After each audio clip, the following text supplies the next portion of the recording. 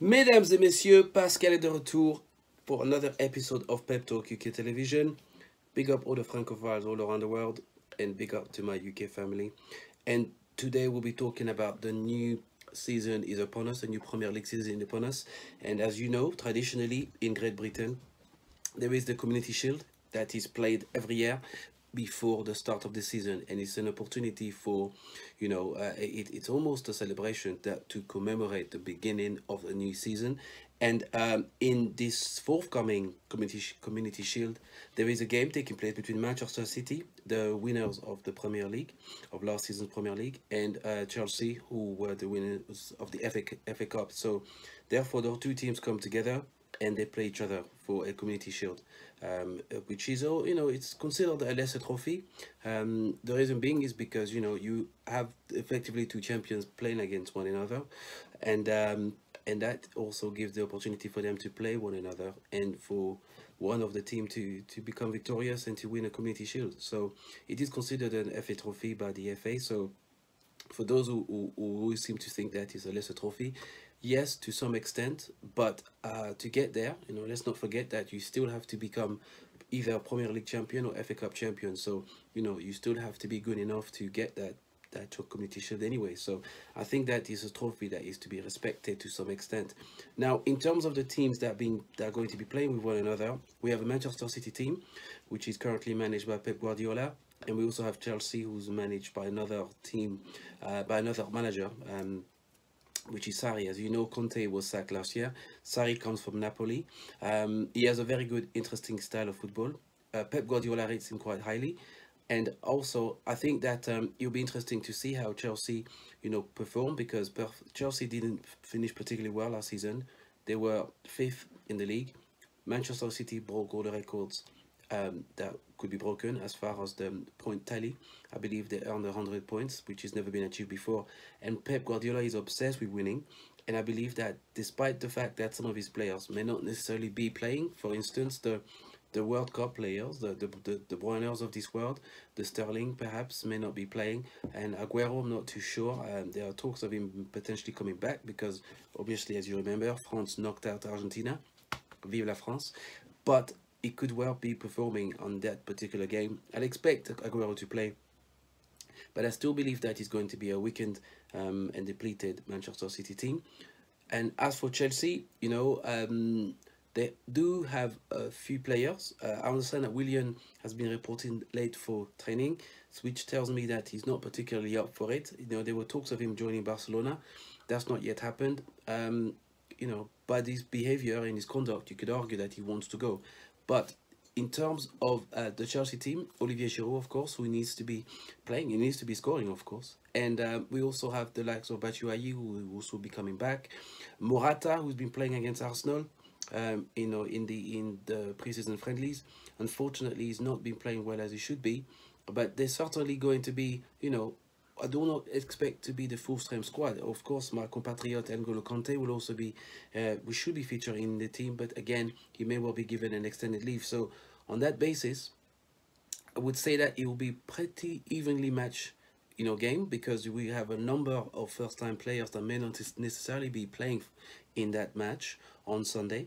Therefore, it will be interesting to see who has the deeper squad, because the team with the deeper squad, in my opinion, will be able to prove, not just in the game taking place tomorrow, but also throughout the season, that the squad, that's able to rotate better than any other, but also that's able to use the type of talent within that squad will probably be a championship winning squad.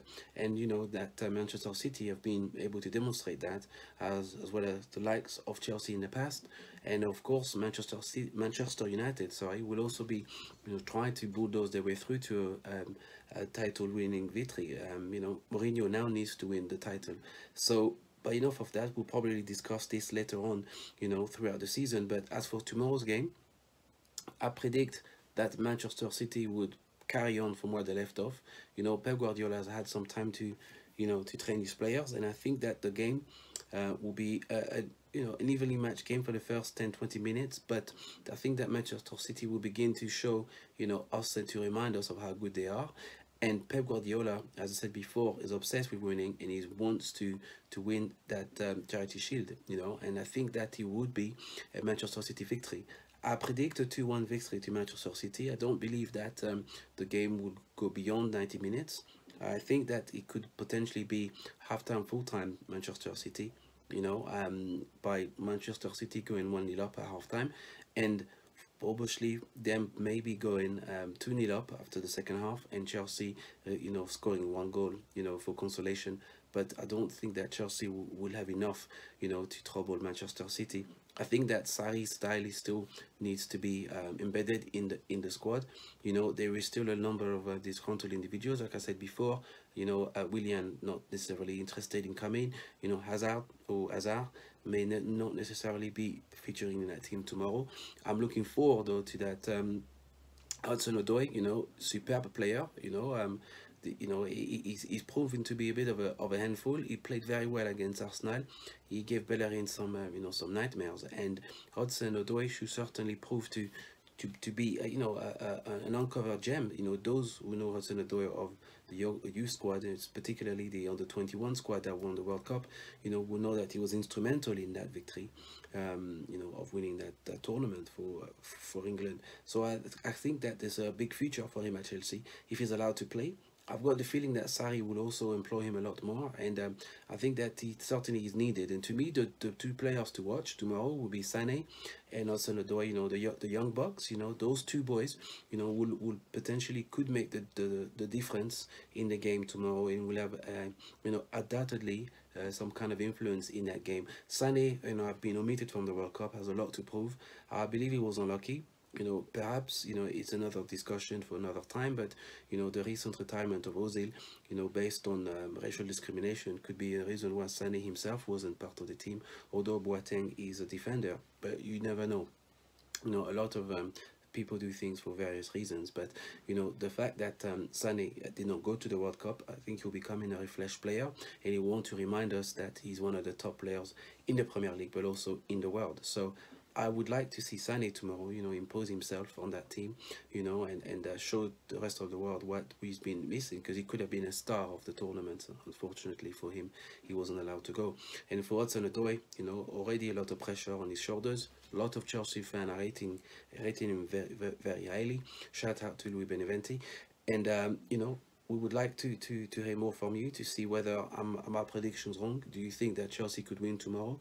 Am I talking out of my French derrière, or do I have some valid points? Please do not forget to subscribe, to leave your comments below, and would love to hear it from you. And I will be doing a post-match interview. So certainly I will be interviewing myself, but I'll be doing a post-match analysis on tomorrow's game.